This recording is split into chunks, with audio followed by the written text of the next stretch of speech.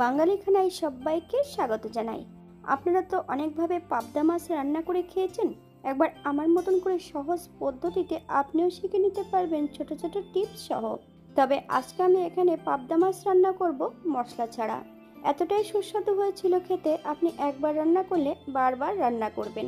তবে এই গরমের দুপুরে এমনভাবে পাবদা মাছ রান্না করলে খেতে কিন্তু খুবই সুস্বাদু হবে। তবে আজকে আমি এখানে কিভাবে পাবদা মাছ রান্না করলাম মশলা ছাড়া, চলুন সেটা একবার দেখে নেওয়া যাক ভিডিওর মাধ্যমে।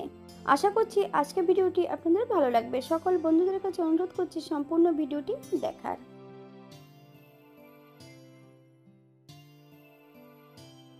এখানে আমি 5টা মিডিয়াম সাইজের পাবদা মাছ নিয়ে নিয়েছি।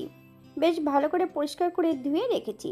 তবে মাছগুলো ধোয়ার পদ্ধতি: হাফ চামচ লবণ আর বেশ কিছুটা লেবুর রস অথবা ভিনিগার দিয়ে মাছগুলোকে বেশ ভালো করে ধুয়ে নিতে হবে।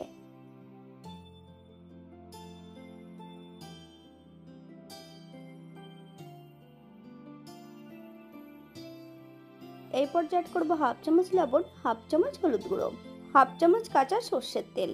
মাছের গায়ে বেশ ভালো করে লাগিয়ে নিতে হবে। 10 মিনিটের জন্য মাছগুলোকে রেস্টে রেখে দেব। আপনাদের হাতে যদি সময় থাকে তাহলে আপনারা বেশি সময় রেখে দিতে পারেন। একটা কড়াইতে বেশ কিছুটা সর্ষের তেল অ্যাড করব, হাফ চামচ লবণ।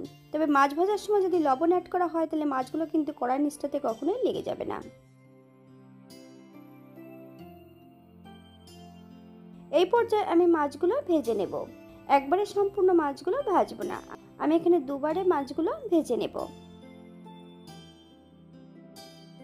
বাঙালি রান্না ঘরোয়া উপকরণ দিয়ে আপনাদের যদি রান্নাগুলো পছন্দ হয় তাহলে চ্যানেলটি সাবস্ক্রাইব করে দিয়ে পাশে থাকবেন। পাশে থাকা বেলটি বাজিয়ে দেবেন, নইলে নিত্য নতুন রান্নার নোটিফিকেশন পাবেন না। তবে পাবদা মাছের এমন কয়েকটা রেসিপি আমার চ্যানেলে দেওয়া আছে, আপনাদের যদি পছন্দ হয় তাহলে একবার ঘুরে দেখে নেবেন।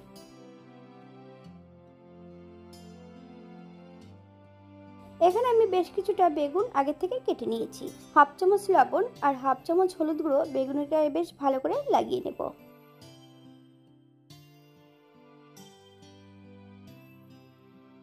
সম্পূর্ণ মাছগুলো ভেজে নিয়েছি। আপনারা এর থেকে কম বেশি মাছগুলো ভেজে নিতে পারেন। একই তেলে রান্না করব। মিডিয়াম সাইজের একটা আলু ছোট ছোট টুকরো করে কেটে নিয়েছি। আলুগুলোকে প্রথমে আমি ভেজে নেব। একই তেলে আমি রান্না করব। ফোড়নে রেখেছি কালো জিরে, হাফ চামচ রাঁধুনি। ফোড়ন থেকে সুগন্ধ বেরোলে সম্পূর্ণ বেগুনগুলো অ্যাড করব। বেশ কিছুটা কাঁচা লঙ্কা, মিডিয়াম সাইজের একটা টমেটো ছোট ছোট টুকরো করে কেটে নিয়ে অ্যাড করেছি। সম্পূর্ণ ভেজে রাখা আলুগুলো অ্যাড করব।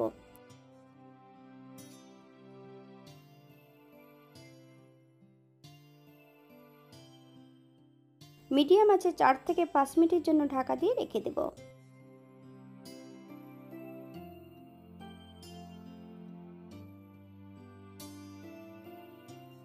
5 মিনিট পর এই পর্যায়ে বেশ ভালো করে উল্টে পাল্টে বেগুনগুলোকে ভেজে নিতে হবে। হাফ চামচ হলুদ গুঁড়ো, হাফ চামচ কাশ্মীরি লঙ্কার গুঁড়ো, বেশ কিছুটা জল দিয়ে বেশ ভালো করে মশলাটা কষিয়ে নেব।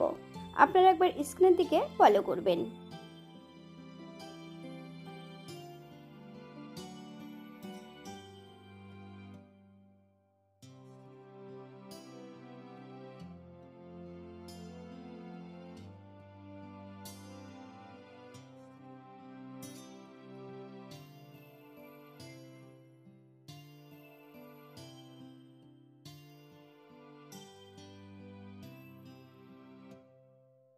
এই পর্যায়ে আমি গ্রেভির জন্য 1 কাপ জল অ্যাড করব। আপনাদের যতটা গ্রেভির প্রয়োজন আপনারা ততটা জল অ্যাড করতে পারেন।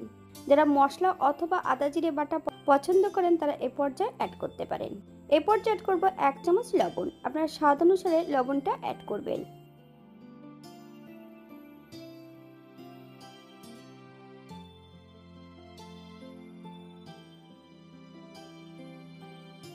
ঝোলটা যতক্ষণ ফুটছে না ততক্ষণ কিন্তু মাছগুলো অ্যাড করবেন না। এই পর্যায়ে আমি সম্পূর্ণ মাছগুলো অ্যাড করে দেব। হালকা হাতে নেড়ে চেড়ে মাছগুলোকে সেট করে দিতে হবে। 5 থেকে 7 মিনিটের জন্য ঢাকা দিয়ে রেখে দেব।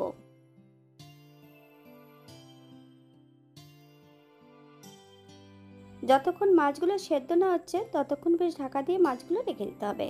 7 থেকে 8 মিনিটের জন্য ঢাকা দিয়ে রেখে দেব, মাছ ও আলুগুলো যাতে সেদ্ধ হয়ে যায়।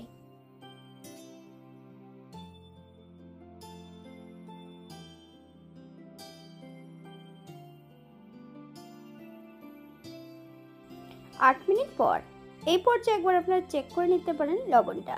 যারা চিনি পছন্দ করেন তারা অবশ্যই অ্যাড করতে পারেন, তবে চিনি অ্যাড করলে 3 থেকে 4 মিনিটের মতন হাই ফ্লেমে রান্না করে নিতে হবে। এই পর্যায়ে আমি গ্যাসের ফ্লেমটা অফ করে দেব, 5 মিনিটের জন্য স্ট্যান্ডিং টাইম দেব, তারপর সার্ভ করব।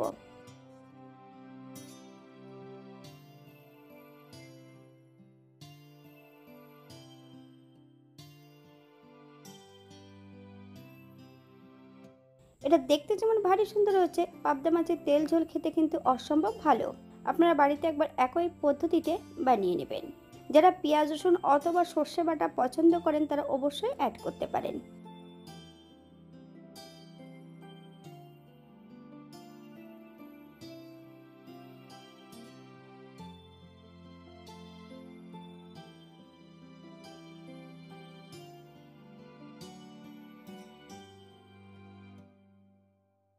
আজকের ভিডিওটি এই পর্যন্ত। সবাই সুস্থ থাকবেন, ভালো থাকবেন।